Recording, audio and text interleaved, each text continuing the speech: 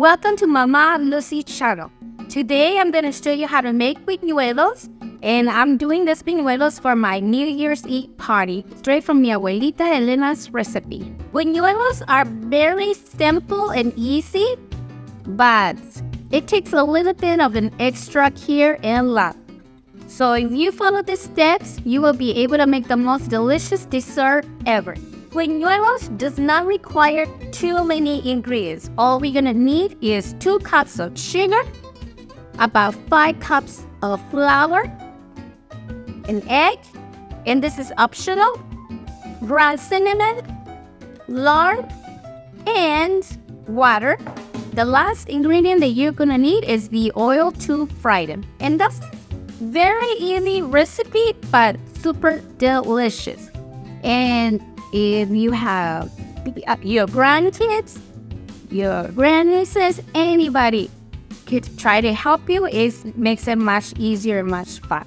But you can do it on your own like I'm doing it today. But I'm not really alone. I have mi abuelita Elena, and she's gonna be here with us. So first, let's add about 5 cups of flour into the bowl. So when you have the water, make sure it's a room temperature. It's not going to be hot, not cold, just room temperature. We are going to inside add sugar, about 1 cup. Does not need to be exact. We need to add about 1 tablespoon of salt. And like I said, it does not has to be exact. Then we are going to mix it. I would say we need to put about 1/4 cup of lard, and we're gonna add it in here into the flour.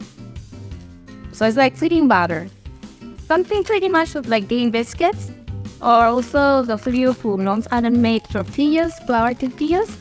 It's almost the same way to do it. So we put the lard here, and put a little bit more, and there we add.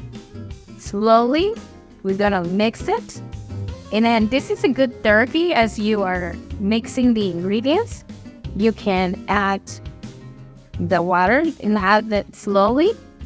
Keep mixing it. You can add the egg inside. Got it, good job. Like I said, it's gonna be a little bit messy, but that's okay, because that's what cooking is all about, is making a mess. I remember making the buñuelos with mi abuelita.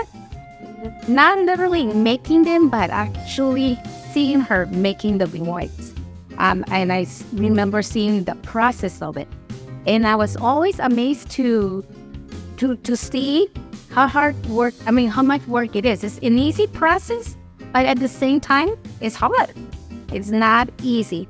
So as you're turning the flour, and as you can see, it's not ready because it's sticking all over my hand. So add a little bit more water. Might add a little bit of flour. I remember watching my abuelita Elena doing this one particular day. I don't know why that memory stays with me. And this was a New Year's Eve. My abuelita decided, because I would always spend time with mi abuelita at her home, and especially on the weekends or any holidays, somehow I would always be at my abuelita's house, because I think that culturally that's what we do, and I think that's what everybody should, we're lucky and blessed to have grandma and grandpas. I was blessed enough to have mi abuelita Elena. She was always there for me. So as you can see, the flour is ready because it's not getting sticky, as you can see. So it's ready. So now we're ready to make it into little balls. Usually it's like the size of a golf ball. It's up to you if you want to make them large. And like I said, you make it into the size you want. It doesn't have to be perfect size. This is like the size of a bubble gum or a super small golf ball. It's up to you, and the ball does not need to be perfect either. Just ball, place it there. Move on to the next one, and you do this until you're done where you have nothing left of this. And I remember doing this with my abuelita Elena because I think this was the most fun part ever. And I was lucky enough that she would let me put my little sticky, dirty hands in there. I always wonder why did they stretch it? I was wondering always like that. I wonder what was the reason to be stretched. And of course, now I see it's because the more they stretch it, the thinner the buñuelo is, the better it tastes. When you are done with all these balls right here, I am going to let this rest. I'm going to cover it up with any type of plastic or anything for 30 minutes. And while I'm waiting for 30 minutes, I am going to show you how to prepare the topping, all right? Which is the cinnamon and the sugar, very easy process. To make the topping, we need 4 cups of sugar and the ground cinnamon. All you need to do is pretty easy. You're gonna pour the sugar in a container, any container you want. I'm doing it on this one first. And then putting the cinnamon, the ground cinnamon inside. You can use 2 packages, 1 package. I'm only using 1 because when I went to the store yesterday, they ran out of cinnamon. So I think everybody's using cinnamon. Oh, it smells so good. We just mix it until you see both of them well mixed. See, as you can see, everything is well mixed.